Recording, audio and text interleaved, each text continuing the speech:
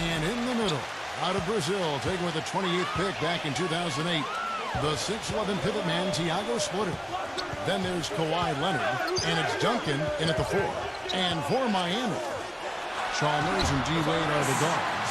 And playing with the 5, the always versatile 6'11" star big man, able to score inside and out, Chris Bosh. And it's LeBron James, and it's Haslam in at the 4 spot. And so it's the Heat hitting on the board first. Parker kicks to Green. Dishes it to Leonard. Connects from three-point range. Leonard's got himself going with the triple, his first basket of the game.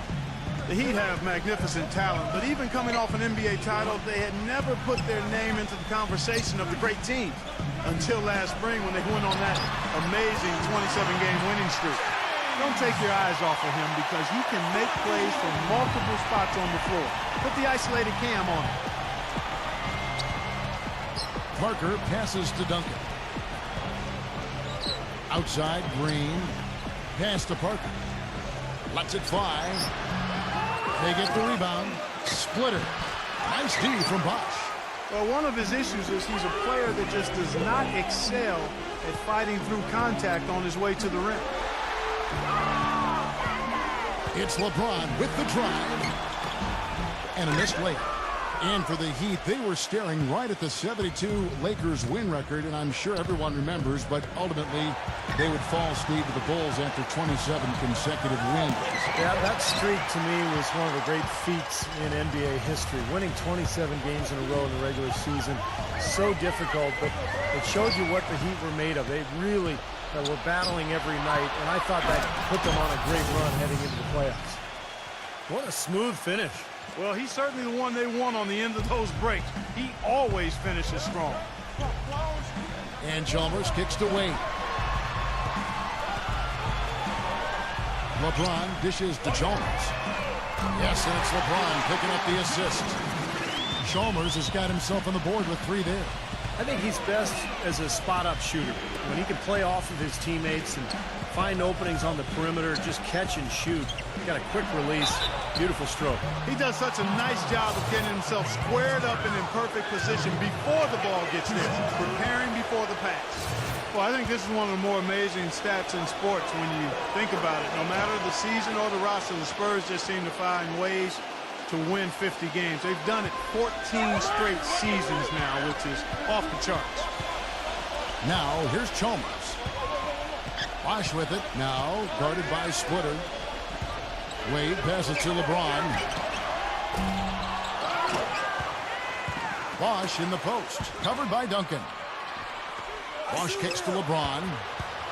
Second shot opportunity. That's good. LeBron's got his second bucket of the game to go. And Clark, as you said, the Spurs last season hitting 50 wins for the 14th consecutive season. By the way, that's an NBA record. Second closest were the Lakers with 12 straight, Steve, from 79 to 91. Yeah, 58 wins last season for San Antonio. Greg Popovich calls it corporate knowledge, just the consistency that comes with the experience of the group. And they've been together so long, particularly that core, that I think it allows the Spurs to really kind of cruise at times during the regular season. Here's Bosh after the made shot from Splitter. And that one's good by Bosh. You know, there's no better sign of how efficiently a team is operating than their assist numbers. And theirs are fantastic. It's just beautiful basketball to watch, Clark. So the whistle blows on the shot and 2 free throws for the contact right there.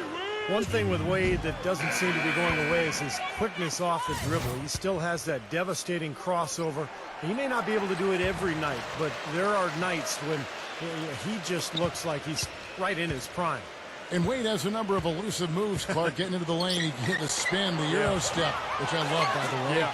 And the windmill crossover. He's got it all. I mean, he's figured out how to get to that bucket. And I think the crossover is probably his custom move. Just as he changes directions, he swings the ball quickly over his head to the other side. Avoiding the rip. And he makes it look so natural you might think nothing of it, but youngsters around the league go to school on that one. That's a heck of a move. Here's Parker following the basket by Shane Battier. Ginobili kicks to Bonner. Chris Anderson pulls it in. The Heat leading by 6. Clark, their offense has been great here. Yeah, I love the way they've looked. Really strong and together. Yeah, and very aggressive, too. Keeping the defense off balance with their ball movement. I like the way they look. You know, Heat head coach Eric Spoelstra worked his way up from the very bottom in that organization. I mean, he got his start as a video coordinator, and through years of hard work and dedication has really become an outstanding coach. Pocket 4, and it's out of bounds. The Heat will take it the other way. And Doris Burke caught up with Coach Greg Popovich. Doris? We talked about their defensive game plan, and he said, for Dwayne Wade, you've got to make him a jump shooter and not fight for his pump fakes. When you do that, it's a foul, or he's going to go right by you for the dunk. Kevin Wade known for that deadly shot fake. We'll see if they can stay disciplined. Thank you, Doris. And back to Coach Eric Spoelstra. As a guy who got his start as a video coordinator, picking the game apart, Steve, he's very comfortable with the new advanced stat movement, analytics in the NBA. Yeah, and I've had a chance to speak with him quite a bit. He says that the way they use advanced stats is just as a conversation piece in the coaching room. Their analytics department will bring them various information, and it will force them to ask questions, which is very healthy for a coaching staff to do. LeBron's checked in for Miami. And so it's San Antonio with it. 8-point game. Parker outside. Kicks to Ginobili. LeBron with the block. Tell you what, if there's success on the boards in this first quarter is any indication, it's going to be a good day. And rebounds usually are a good indicator. You know, it's really hard not to notice the difference in the passing of these two teams today. Yeah, look at the discrepancy in the assist column between these two teams. Again, the miss by the Spurs. He dishes it to Anderson. And so he earns a trip to the line. Officials saw the contact, and he'll shoot 2. It's his first trip to the line. Well, they don't expect a lot from him at the foul line. He was in that range below 70% last season.